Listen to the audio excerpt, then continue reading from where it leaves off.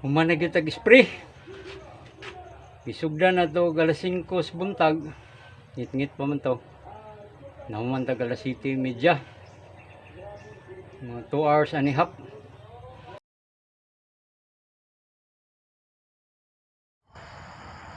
Good morning no mga katatay no. Maaga tayong gumising dahil mag-spray tayo sa ating palayan.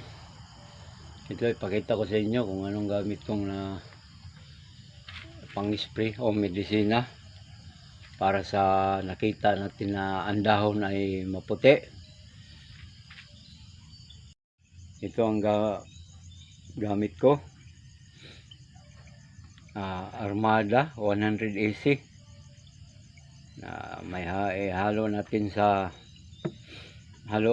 ng simbayo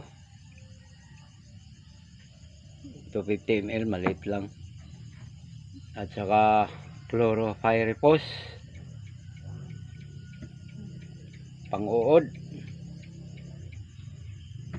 Ang gamit natin ito sa chlorpyrifos kalahati lang, hanggang dito lang at saka dito naman bali 1/4 rin, 1/4 ng yung takip. At ito isa't kalahating takip. Sa isa at kalahating takip na armada, good for 1 hectare. Nakita naman natin na maputi yung dahon ng ating palay, kaya maaga pa tayo mag-spray no.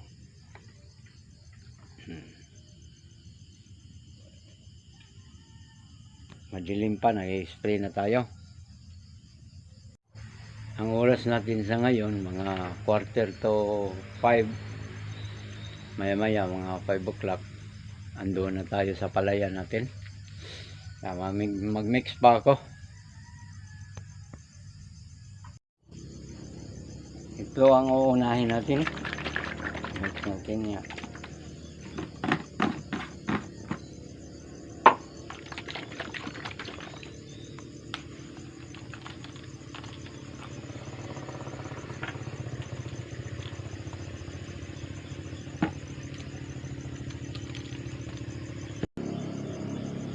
Nilagay.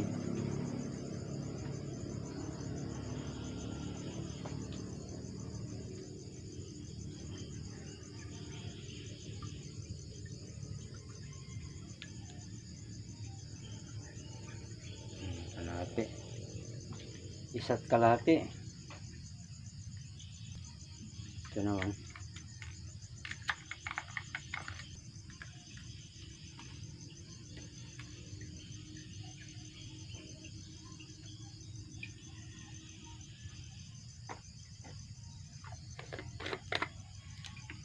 Shake muna natin.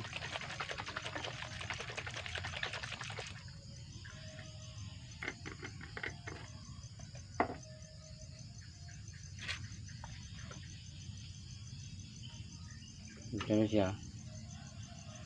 1/4 lang.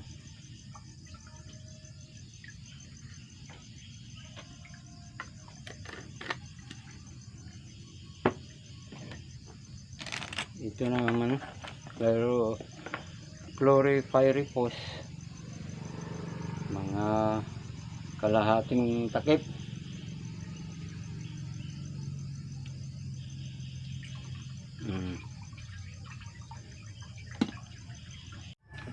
Pangatlo ng mix natin.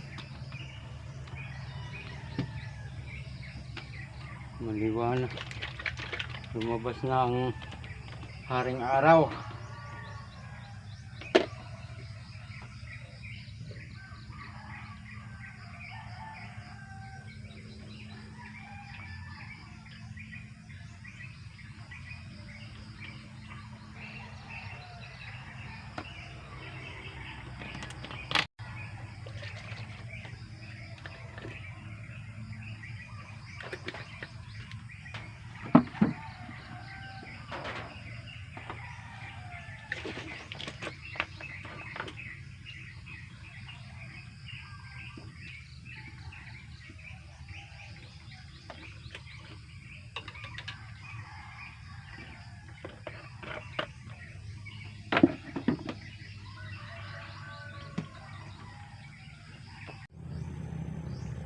Nag-spray na kami mga katatay.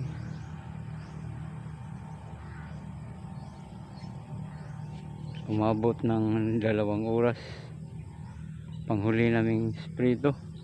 Ang oras ngayon nasa alas 7 na ata.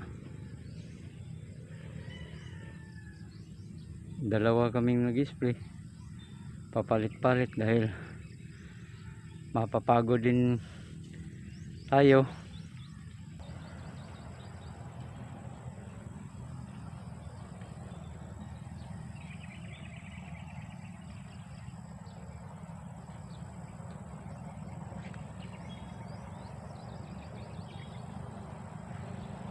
Ganito na ang palay natin. Lumalabas na ang butil. Butil ba sa Tagalog ang kuwan?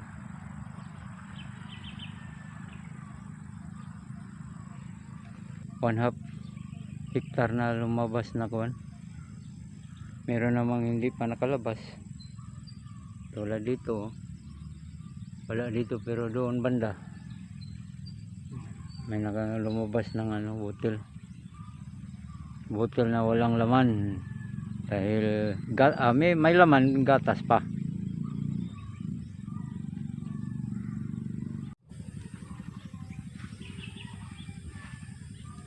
Hanggang dito na lang tayo mga katatay. Ang variety natin 27 na pang na ito sa 55 days ang palay natin.